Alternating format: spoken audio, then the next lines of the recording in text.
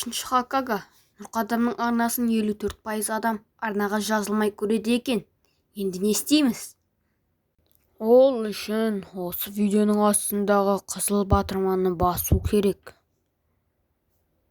Бірақ мен оның қайда екенін білмеймін. Ол видеоның астында дедім ғой. Жарайды, мен барып арнаға жазылайын.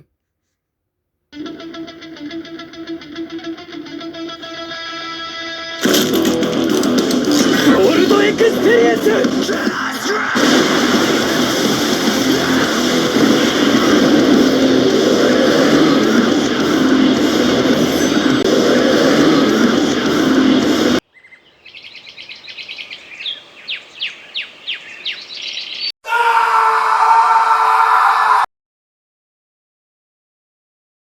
Бәріңе сәлем достар. Бүгін біз Наруто жайлы айтатын боламыз.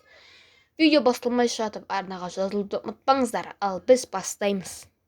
Мен Нарутомен 2017-те таныстым. Өте кеш таныстым, өйткені мен бұрын анимелерге қызықпадым. Сосын ютубтан Нарутоның бір сериясын көріп қалдым. Маған қатты ұнаған соң Наруто көріп бастадым.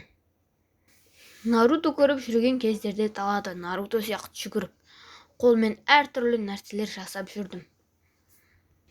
Маған Нарутоның өзі ұнайды. Сіздер сұрайтын шығарсыздар, несімен саған Наруто ұнайды деп? Маған оның түлкіге айналғаны ұнайды. Біздің мектепте Наруто жайлы көп қозғайтын едік. Наруто мықты. Жоқ, Саски мықты. Жоқ, Наруто мықты. Жоқ, Саски. Сакура мықты.